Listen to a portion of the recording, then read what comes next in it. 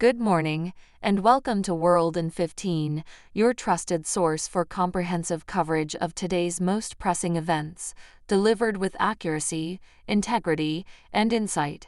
Kevin Sinfield paid a heartfelt tribute to his former Leeds Rhinos teammate Rob Burrow, who passed away at the age of 41 after battling motor neurone disease, MND, for 4.5 years. Sinfield described Burrow as a beacon of hope and inspiration, and expressed his profound sadness at the loss. We shall be reporting on this. Together, Sinfield and Burrow raised millions for M&D charities, earning both of them CBs in the 2024 New Year honors. Sinfield praised Burrow's bravery and toughness both on and off the field, stating that he was the toughest and bravest man he had ever met. Sinfield reminisced about Burrow's resilience and recounted their enduring friendship, vowing to carry on Burrow's legacy and be inspired by him every day.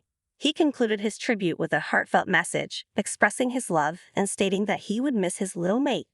Sinfield himself has raised substantial funds for MND research through various endurance challenges, including completing 7 ultramarathons in 7 days across different cities. Burrow and Sinfield's close bond extended beyond the Reppy Field, as evidenced by their joint efforts in charity work and the launch of the Rob Burrow Leeds Marathon. They also collaborated on a picture book and received recognition for their contributions at prestigious award ceremonies. Fans gathered outside Headingley Stadium to honor Burrow, while former teammates like Cameron Smith and Jamie Peacock shared their memories and paid tribute to his legacy. The Dardy Rimmer MDT Foundation, My Name 5 Dotty Foundation, and others also expressed their condolences and hailed Burrow as an inspiration. Back to you, John. Thanks for that update. Everton has extended a heartfelt get-well-soon message to their former striker Kevin Campbell, who is currently very unwell in the hospital. The 54-year-old, who started his career at Arsenal, fell ill last week. We have Anthony reporting on this. The Merseyside club expressed their support for Campbell, highlighting not only his prowess as a footballer, but also his remarkable character. They emphasized his resilience and fighting spirit, sending their love and best wishes to him and his family during this challenging time. Campbell rose through the ranks at Arsenal and played a significant role in their success, including winning the league title in the 1990-91 season and securing the FA Cup and League Cup double in 1993. He also contributed to their European triumph in the Cup Winners' Cup in 1994. Following his time at Arsenal, Campbell had stints at Nottingham Forest and Trabzonspor before joining Everton on loan in 1999. His 9 goals in the final 8 Premier League games helped Everton avoid relegation, leading to a permanent move to the club where he spent over 5 seasons. Throughout his career, Campbell showcased his scoring prowess, amassing a total of 148 goals from 542 appearances. Since retiring from professional football, he has remained active as a media pundit, contributing his insights to the game. The football community, including Everton, is rallying around Campbell, wishing him a speedy recovery and offering support during this difficult period. Back to you, Bella. Thanks for that update.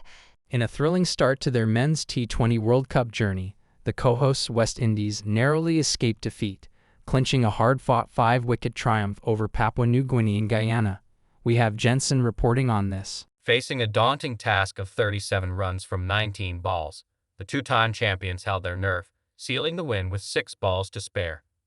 Roston Chase emerged as the hero, anchoring the innings with an unbeaten 42, happily supported by Andrew Russell, whose 40-run partnership proved crucial in crossing the finish line.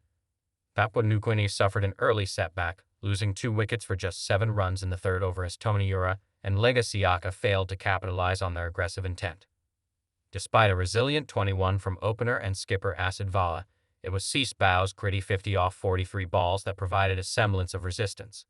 However, their innings stuttered to 136-8, with Kaplan Doriga's unbeaten 27 bolstering their total. The West Indies bowlers shared the spoils, with Russell and Alzari Joseph claiming 2 wickets each, while Akil Hossain, Romario Shepherd, and Gulesh Modi chipped in with 1 apiece. In reply, West Indies suffered an early setback as opener Johnson Charles departed for a golden duck, trapped low by Ali Now. Nicholas Poran survived an early scare, narrowly avoiding dismissal for a duck in the second over. Porin then steadied the ship with a crucial 53-run partnership alongside Brandon King before falling for 27. Valla struck twice to dent Windy's progress, dismissing King and Sherfane Rutherford. However, the experienced duo of Chase and Russell orchestrated a thrilling comeback, guiding West Indies to victory despite the late scare. Captain Rovman Powell acknowledged his team's below-par performance, admitting they were not at their best and urging for improvement in subsequent matches. With tougher challenges looming against New Zealand and Afghanistan, West Indies will need to elevate their game to secure a spot in the Super 8 and keep alive their hopes of clinching the title on home soil. Back to you, John. Thanks for that update. The legacy of Rob Burrow transcends the rugby league arena, embodying determination, courage, and humility both on and off the field. We have Alana reporting on this. Standing at just 5 feet 5 in, Burrow defied his physical stature to become a giant in the sport he cherished. A devoted father, family man, friend, and relentless competitor, Burrow's passing at the age of 41 marks the culmination of a nearly 5-year battle with motor neuron disease. Upon learning of his diagnosis, Burrow's first concern was for his family, expressing gratitude that the illness had befallen him and not his children. His unwavering resilience not only endeared him to millions but also raised awareness about the condition, thanks in part to the BBC Breakfast team, who forged a close bond with him. Burrow's illustrious career saw him make 492 appearances for Leeds Rhinos, winning a plethora of titles including 8 Grand Finals, 3 World Club Challenges, and 2 Challenge Cups. He also represented England and Great Britain on the international stage. Despite his diminutive frame, Burrow's speed, agility, and skill made him a stand-up player, epitomized by his unforgettable try in the 2011 Grand Final. His emotional farewell alongside friend Danny Maguire in 2017 underscored his status as one of the sport's greats. Even after retiring from professional rugby, Burrow continued to contribute to the sport he loved, mentoring young talents at Headingley. It was his unwavering positivity and resilience in the face of adversity that endeared him to a wider audience after his playing days. Diagnosed with MAD in 2019, Burrow bravely confronted the debilitating effects of the disease, supported by his loving wife Lindsay and their 3 children. Despite the physical toll, Burrow remained resolute, using his platform to raise awareness and funds for MAD research. His infectious laughter and sharp wit remained undiminished, even as the disease robbed him of his physical abilities. In the face of immense challenges, Burrow's spirit never wavered, leaving behind a legacy of love, hope, and optimism that will endure for generations to come. Back to you, Bella. Thanks for that update. Yuka Saso of Japan staged a remarkable comeback from a 3-shot deficit to claim her second U.S. Women's Open title, making her the youngest player ever to achieve this feat. We have Jordan reporting on this. Heading into the final day, the leaderboard was tightly packed with Australia's Minjee Lee, American Andrea Lee, and Thailand's Wichanee Michai all tied for the lead. However, Saso, at the age of 22, surged ahead with a spectacular display, carding 4 birdies in 5 holes on the back 9 to secure victory by a 3-stroke margin. Her impressive 2-under par 68 saw her finish at 4-under overall at Lancaster Country Club in Pennsylvania, with compatriot Hinako Shibuno coming in second. This triumph marks Saso's second LPGA Tour title, both of which have come at the prestigious U.S. Women's Open. In 2021, Saso made history by becoming the first Filipino player to win a major championship when she clinched her maiden U.S. Women's Open title as a teenager. In 2022, she opted to switch her international allegiance from the Philippines to Japan, a decision that required her to renounce one of her dual citizenships before her 22nd birthday. Despite facing adversity early on in the final round, including a double bogey on the 6th hole, Saso demonstrated resilience to bounce back and seize control of the tournament. With only 2 players finishing under par, Saso's remarkable performance stood out, while her competitors struggled to keep pace. Saso's achievement also puts her in elite company, joining Sairee Pak and Ng Chun as the only players to win major championships with their first 2 LPGA Tour titles. Back to you, John. Thanks for that update. The T20 World Cup in New York is set to kick off with tight security measures in place. Ahead of the first match at Eisenhower Park's temporary stadium, police snipers are being positioned discreetly around the venue.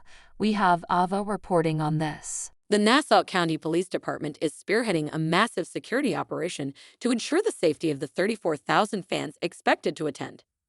With matches scheduled from June 3rd to 12th, including a highly anticipated India-Pakistan clash on June 9th, security forces are leaving no stone unturned. Concerns have been raised following reports of threats from a pro-ISIS group, prompting a collaborative effort among various law enforcement agencies. From SWAT teams with specialist snipers to plainclothes officers patrolling inside the ground, security will be tight. Even the surrounding parkland will be closed off during match days to mitigate the risk of drone attacks. Fans can expect airport-style security checks and thorough searches before entering the venue. Nassau County Executive Bruce Blakeman has likened the security arrangements to those of the Super Bowl, emphasizing their robustness. Despite the £24 million, $30 million cost of the pop-up stadium, it will be dismantled after the tournament, with the land returned to Nassau County. The International Cricket Council, ICC, has assured that the safety and security of everyone involved are their top priorities, with constant monitoring and evaluation of potential risks. Back to you, Bella. Thanks for that update. In just 40 minutes, Iga Swiatek showcased her dominance at the French Open, defeating Anastasia Potapova 6-0, 6-0 to advance to the quarterfinals. We have Patrick reporting on this. The two-time defending champion demonstrated why she's considered a top contender for the title, winning 48 points compared to Potapova's 10 and not facing a single breakpoint. Swiatek's performance was not only her quickest win ever but also one of the shortest matches in Roland Garros history, second only to Steffi Graf's 1988 final victory. Reflecting on her swift triumph, Swiatek attributed her success to staying focused and in the zone. She'll next face Wimbledon champion Marketa Vondrousova, who defeated Serb qualifier Olga Danilovic in straight sets. Meanwhile, U.S. Open winner Coco Gauff breezed past Elisabetta Koksviredo, setting up a quarterfinal clash with 8th seed Ons Jabeur. Gauff, a former Roland Garros finalist, displayed her clay court prowess, breaking Koksviredo early in both sets and securing victory in just 60 minutes. Gauff credited her familiarity with clay courts, having trained on them since childhood, for her success. In another match, Jabeur overcame Clara Tauson, who had stunned former champion Jelena Ostapenko in the previous round, to advance to the quarterfinals. Jabeur's strong performance sets up an intriguing rematch with Gauff, whom she faced 3 years ago at Roland Garros. Back to you, John. Thanks for that update. The next few days are bound to be tense for several England hopefuls awaiting Gareth Southgate's announcement of his final Euro 2024 squad. However, one player almost certain to secure his place among the 26 heading to Germany is Chelsea's Cole Palmer, marking an extraordinary ascent. At just 22 years old, Palmer has only made 2 England appearances, with his debut in November. Yet, as England prepares to face Bosnia-Herzegovina in their first warm-up match, Palmer is being hailed as the Three Lions' secret weapon. We have Ava reporting on this. Despite Southgate trimming 7 players from his preliminary 33-man squad, Palmer's omission would raise eyebrows. A player who wasn't even in contention last summer has made remarkable strides. Many were surprised when Palmer departed Manchester City for Chelsea in a £42.5 million deal on September 1. Despite starting the season well at City, scoring in the Community Shield and the UEFA Super Cup, Palmer sought a fresh challenge. His gamble paid off handsomely. Palmer notched 22 goals and provided 11 assists in 33 league games, playing the pivotal role in Chelsea's qualification for the European Conference League. His stellar form earned him the Premier League Young Player of the Season award. Palmer's impact has been immense. He became the first Chelsea player since Eden Hazard in 2018-19 to directly contribute to 25 or more goals in a single Premier League season. In the Premier League's recently concluded season, only Erling Haaland scored more goals than Palmer, and only Ollie Watkins provided more assists. Palmer's combined total of goals and assists outshines any other player from Europe's top 5 leagues who began the season aged 21 or under.